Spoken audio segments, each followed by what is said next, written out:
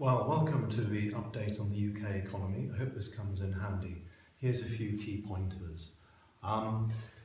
It's remarkable that David Cameron was re-elected with a majority of 12, so this does provide some political certainty and should help economic certainty.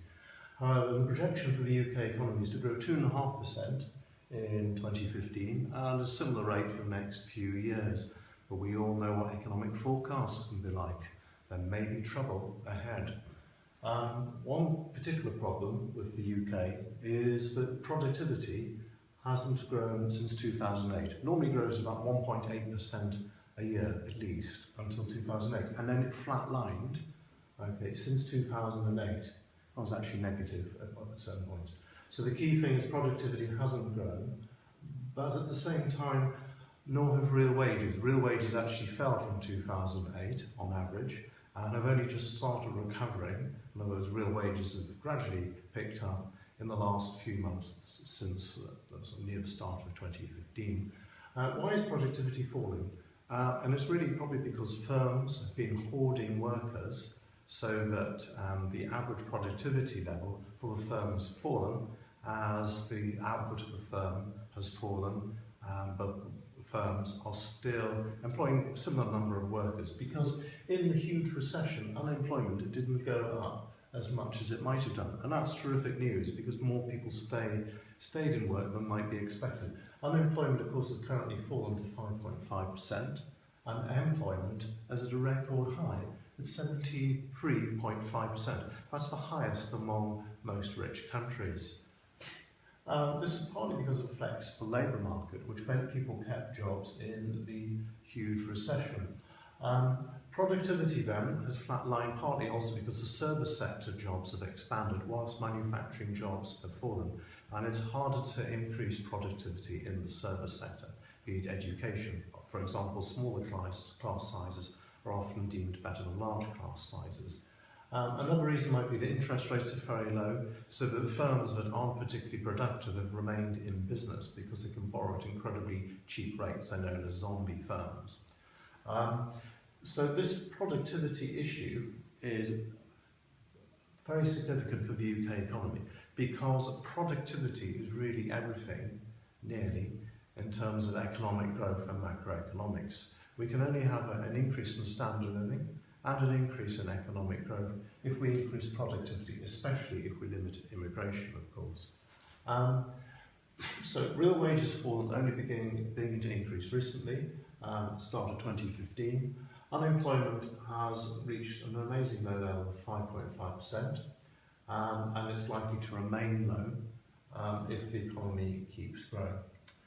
Many economists expect productivity to pick up as the economy grows, and firms begin to invest in research and development, new capital, and also train workers. Inflation, we've actually hit deflation, as inflation is for June, May, to minus 0.1%. This is only a very tiny deflation, of course, and it's not likely to continue. We're likely to go back to inflation later on in 2015.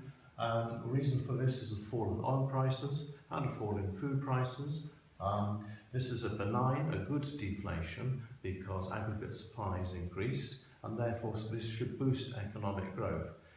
It's certainly not a situation in Britain with a deflationary spiral. The balance of payments is horrendous, because a deficit currently of minus 5.5% is on the large side, and it's made up for by an inflow of investment funds on the capital and financial account. However, we do have a structural deficit. Throughout this enormous recession, it's been negative, despite the fact there will be less demand for imports. Okay, so we have a structural balance of payments deficit that perhaps reflects the need to rebalance the economy and also deal with productivity. On rebalancing the economy, the growth that we've had this year and also in 2014 has come about for an increase in consumption, and there's been an increase in private debt, and this is hardly a rebalancing towards more manufacturing, more exports, more investment and more saving. and less consumption-driven growth. And of course, it's been driven by a rise in the housing market. The housing market is increasing in the UK at the moment about 7%. It's flatlined somewhat in London, and the rest of the UK is now beginning to grow. This is likely to continue if interest rates remain low and lead through to a positive net wealth effect. However, interest rates increase, which could easily choke off the increase in house prices. Coming to the government's budget deficit, the plan by the Conservative government is to eliminate the deficit by 2018, and then at that point the national debt will begin to come down. However, this means a very strong continuation of a tight fiscal policy. For example, 12 billion in welfare cuts, and it's also combined with George Osborne's 2 rules which are going to be enshrined in law, which is the budget surplus rule, which is the idea that the government shouldn't run a budget surplus in normal times, whatever they are, and also the government has promised to legislate to not increase national insurance, income taxes or VAT. Now the problem with this is it reduces the use of automatic stabilisers if you think of the budget surplus rule, because it's useful to borrow to reduce the effects of a recession and ameliorate a recession. It reduces the government's flexibility. So many economists will be critical of these self-imposed rules through legislation. Fiscal policy, therefore, is very tight. So as a consequence, we have a very loose expansionary monetary policy. So again, these policies are somewhat imbalanced. The monetary policy, remember, interest rates have been 0.5%. That's the bank rate. It's been like that for approximately 5 years. And those low interest rates are likely to continue for the foreseeable future, in other words, for about another year. Quantitative easing of £375 billion has come to an end and is unlikely to occur in the future. So this brings us to the international situation, and what we find is Britain has benefited hugely from the growth of China and the BRIC countries in the last decade. So China has been growing at a trend rate of growth of 10% or so, sometimes up to 14% in the last few years, which is extraordinary. But the trend rate of growth in China is likely to fall to 7%. It's likely that India will overtake China in terms of economic growth. Now, this has been the engine of world growth, and it's likely that BRIC countries are slowing down. Will the Mid countries take their place? So it's countries like Turkey, Nigeria, and Indonesia and Mexico. They have very large populations, they could be potential export markets in the future. Similarly with BRIC countries, despite the slowdown, if you have increasing middle classes, for example in China, they will buy British products. But remember to evaluate this, because we don't actually sell much to the BRIC countries, although it's increasing. Exports from the UK to China are about 1% of GDP. So that's the situation for emerging markets, overall the slowdown. Now the USA is powering ahead somewhat, and since 2012 has grown at over 2%. So again, their fiscal policy and monetary policy seem to be working there, and that is useful for the UK, since a significant number of exports go to the USA, about 10% of GDP roughly. Now this brings us to the EU ODA. Tricky. 45% of our exports go to the UK. That's a record low at the moment. But so 45% of UK exports go to the EU. This is important. The EU is really important for the UK economy, and the future looks somewhat disturbing. In 2012, 2013, we had negative growth in the EU, and 2014 is just a bit of recovery at 0.8%. But what is going to happen in the future? There's a real worry that there'll be a Greek default. There's a 50-50 chance, many economists would argue at the moment, of a Greek default. I've always thought that it wouldn't occur. These are not in the economic interests of Germany, the EU, or for Greece for a default to occur. But the negotiating positions of both parties don't look great.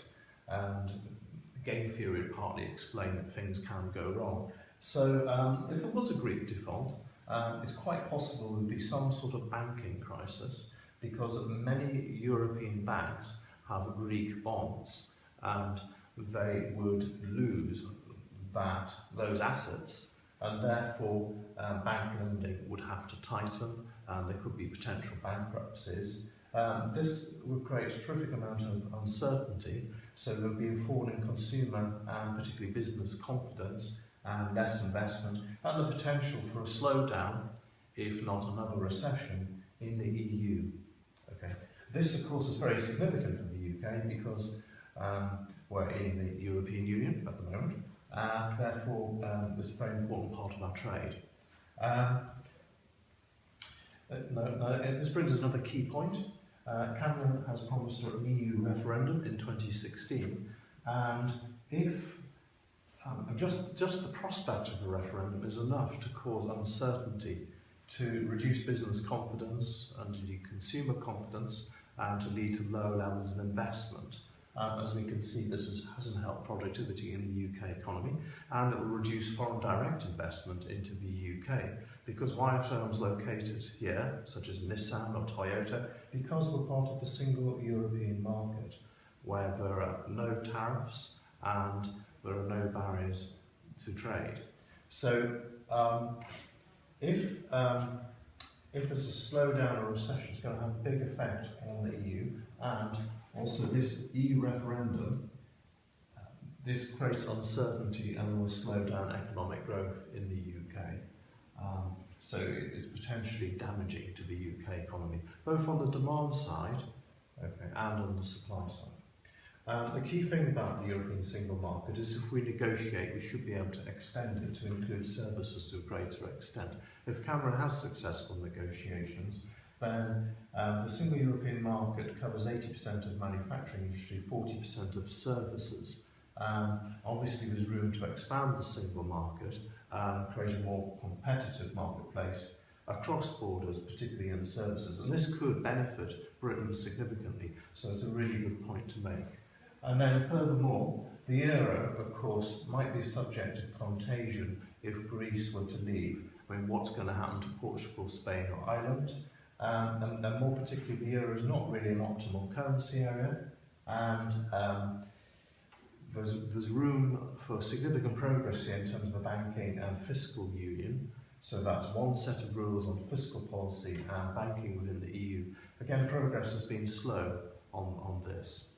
And then this brings us to supply-side policies.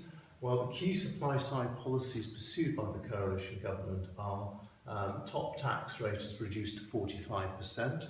So this should, in theory, if you think of an Laffer curve, create an incentive effect and boost economic growth. So should increasing the tax allowance to 10,500. The Conservatives are going to continue pushing that up. That encourages people who are unemployed to find work. And this is the big success. We've got 73.5% of the labour force in employment. Britain has one of the most flexible labour markets in the world, and of course the Conservative government are going to continue with this. And the tax allowance part of that. Also reducing corporation tax to 20% might counteract this negative effect of the EU referendum by encouraging investment in London. Also, modern apprenticeships. Cameron has promised 3 million training places, but of course, what's the quality like? Is it going to be a high standard where we improve human capital, or just stacking shelves somewhere? And then the STEM subjects have been pursued, such as science, technology, and engineering, math subjects. That, in theory, in the long run, after a timeline, could lead to economic growth.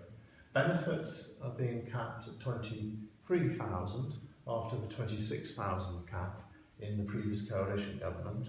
And the universal benefit was introduced. This increases the incentive to work further, but there have been a few aspects of government failure, or failure of computer systems here, and also increasing poverty for some people who haven't received their benefits.